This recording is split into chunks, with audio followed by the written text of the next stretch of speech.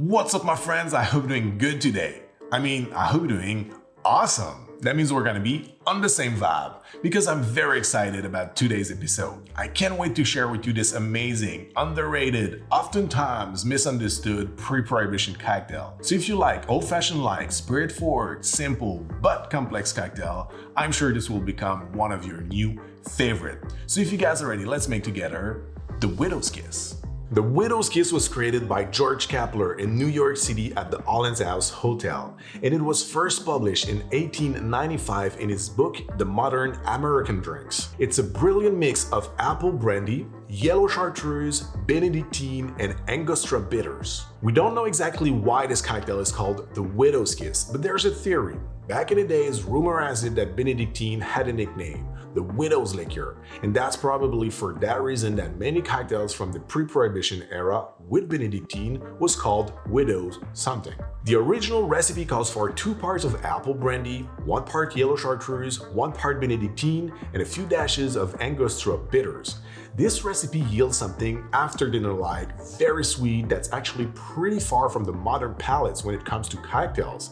But when you look at the ingredients, it sounds very nice. It's just the ratios that are unbalanced. So when I first got in touch with this recipe, I revisited the specs to make something that's more old-fashioned-like and less sweet. And when I did my researches for today's video, I realized that Jim Meehan, best known for his work at the PDT, makes this cocktail the same way as I do. So that confirmed, that would be the recipe I would share with you today. So for the ingredients, we're gonna need Calvados. The first time Calvados was called specifically for this cocktail was by Harry Craddock in 1930 in his book, and that's what we're gonna do today. But of course you can use Applejack or any other apple brandy. The only thing I would recommend is to use a young apple brandy. That way we're gonna have the mellowness from the aging, but we're also gonna have bright, crisp apple flavors. Now we're gonna need Yellow Chartreuse. Speaking of Harry Craddock, in his book, it doesn't call for yellow or green chartreuse, so according to him, you can use the one of your choice. I personally think yellow is the only way to go, and I'm gonna tell you why a little bit later. Now for the other ingredients, we're gonna need, of course, Benedictine and Angostura bitters. So now, the cocktail. We're gonna start by pouring 2 ounces or 60 ml of Calvados in a mixing glass.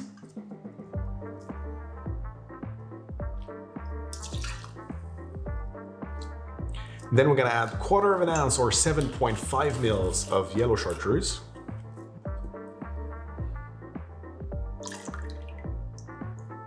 Quarter of an ounce or 7.5 ml of Benedictine.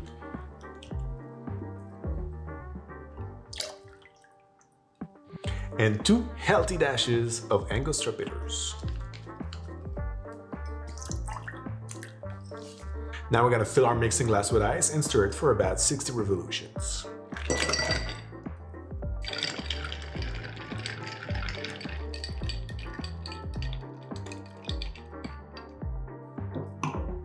We're gonna strain this in a cocktail coupe or Nick and Nora. Very important to serve it up. I really don't like this cocktail on the rocks. And we're simply gonna garnish it with a cocktail cherry. And there we go. This is how I make my Widow's Kiss. Cheers. This cocktail is delicious, guys, I'm telling you, and honestly, it doesn't need any garnishes.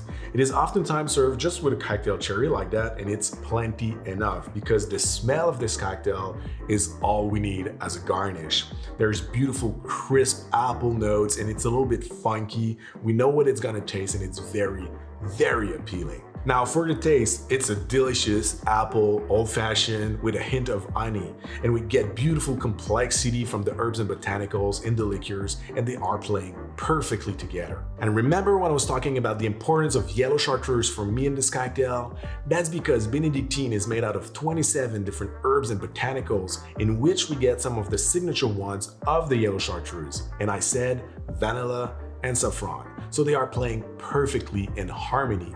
While if you use green chartreuse instead, you will develop more layers of flavor that may not be perfect together. So for me, Yellow Chartreuse all the way in this drink. And also, even though we lowered by a lot the amount of liqueurs, they're really shining, and now we have something that's way more balanced in terms of sweetness and strength. That way, I really love this cocktail. I hope you're gonna love it as much as I do. So guys, that's it for me today. Thank you very much for watching. Don't forget to subscribe to the channel if you're not already. Hit the like and the bell if you want to be notified when we post a new cocktail video. Until then, thank you very much again. Have a great day and see you very soon.